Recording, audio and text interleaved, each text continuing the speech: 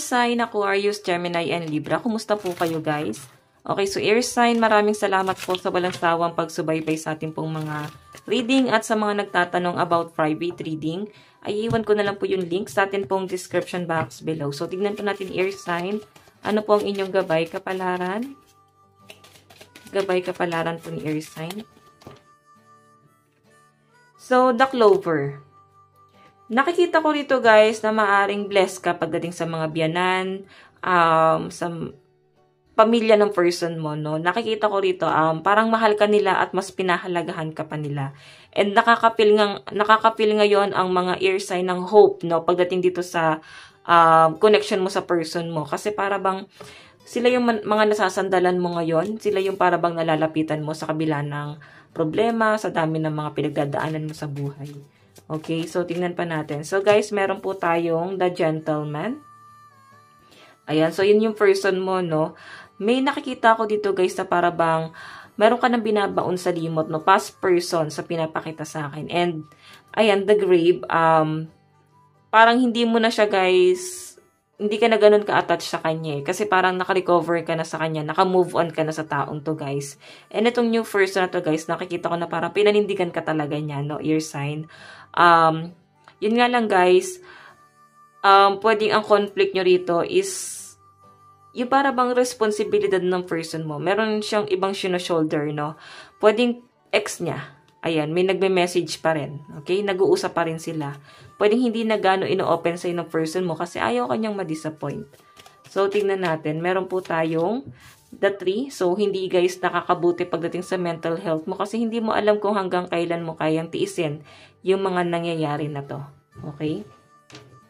Parang tinitiis mo yung mga, nagaganap sa inyo, sa pinapakita sa akin. And, the 3, ito guys, ay sa health mo din. So, siguro, ingatan mo din yung health mo. Pwedeng may mga nararamdaman ka.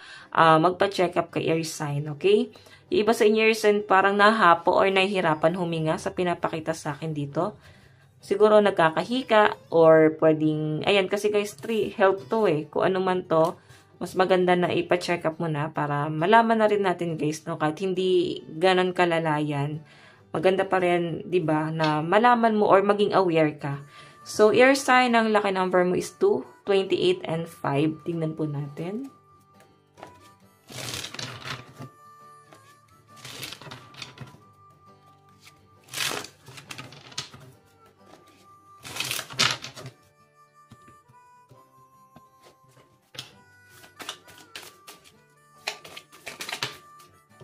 So, guys, meron po tayong stab in the back. Oh. Siguro, sumasakit yung ano mo. Sumasakit yung puso mo. Or parang feeling mo, hindi ka pa ganun, guys, parang pinagkakatiwalaan mo naman yung person mo. Pero, nandun pa rin yung mga doubt, no? Siguro, takot ka na kasi nga, sa mga nangyari sa inyong betrayal from the past. Parang ayaw mo nang maranasan. So, meron po tayong palm tree. Ito is stability, security, permanence, growth, change, growth, endurance, and flexibility. Nakikita ko yung pagiging demand mo ngayong araw, no? Parang magiging workaholic ka talaga ngayon. Kumbaga, trabaho kung trabaho, tinatapos mo talaga yung mga gawain mo. Kasi parang ayaw mong natatambakan din ng trabaho.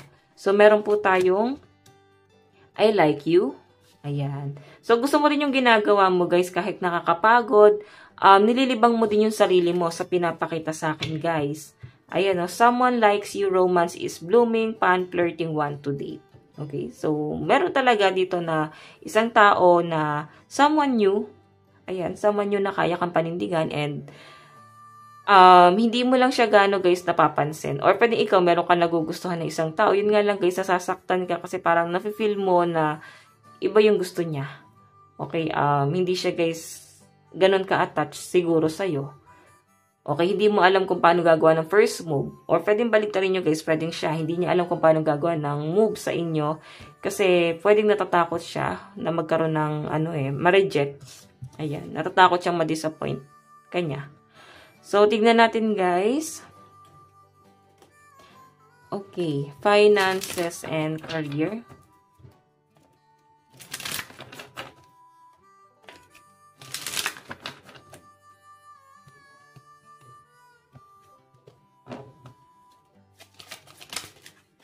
So, So guys, meron tayong stop.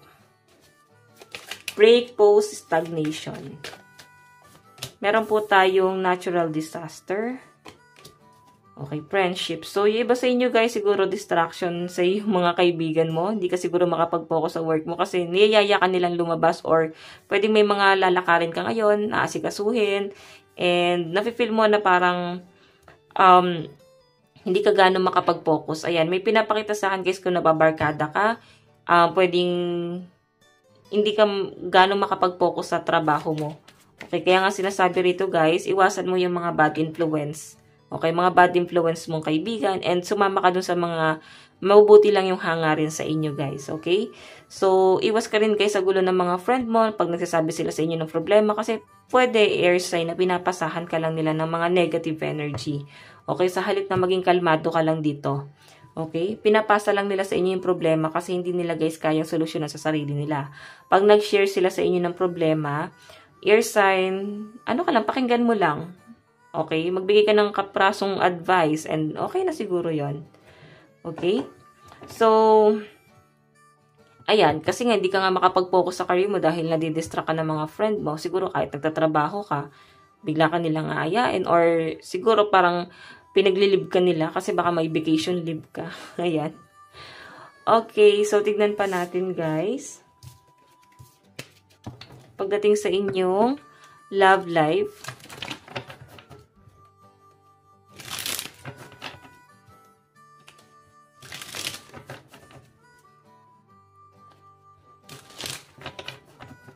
pagdating sa inyong love life.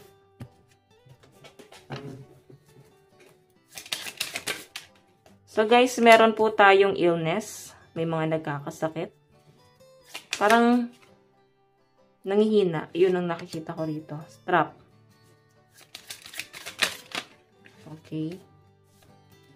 So, sa pinapakita sa akin dito guys, natatrap ka sa isang sitwasyon. Pwede may mga kinakatakutan ka. Pero sa sinasabi sa akin guys, kung ano man itong kinakatakutan mo, nahulog ka na sa patibong. Ganon. Pwede rin naman kasi guys na parang hindi ka naman guys ganon ka-attached talaga doon sa person mo. Hindi mo naman talaga siya ganon ka-gusto. Pero yun nga guys, parang bumabaliktad yung sitwasyon na parang pang ikaw na yung nagmamahal, ikaw na yung hahabol, and ikaw na yung parang natatakot dito na mawala siya. Okay, and pwedeng nawawala kasi guys yung loyalty.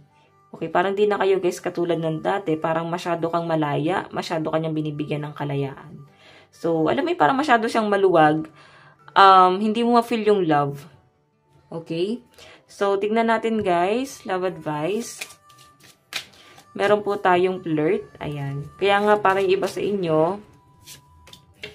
Oh, diba? May separation eh. Parang wala na kasi yung lambing. Pwedeng magkakaroon guys ng hiwalayan sa inyo ng person mo. Kung siya tong parang past person na, pwedeng siya tong karelasyon mo ngayon na parang papunta na guys sa past person. Pwedeng may hiwalayan na mangyayari sa inyo kasi meron na guys new person na paparating sa inyo. Okay, so tingnan natin ang inyong advice. Meron po tayong reflect on your priorities. So, yung iba sa inyo guys, kaya mas nagpo-focus ka ngayon sa inyong priority sa buhay, sa career, sa family. Straightforward ka naman dito guys. Meron po tayong release control kasi sa sinasabi dito guys, iwasan mo na, bitawan mo na yung mga blockages kasi hindi na yan guys nakakatulong sa inyo. Hindi na yan makakatulong sa pag-grow mo kung hindi mo yan bibitawan. So, tignan natin. Advice, meron po tayong rise, diba? So, eto guys, parang bumangon ka ulit. Ayan, bumangon ka at tuloy ang agos ng buhay. Parang ganun yung sinasabi. So guys, ito lang naman po ang inyong reading. Hanggang sa muli. God bless and love you all. Thank you.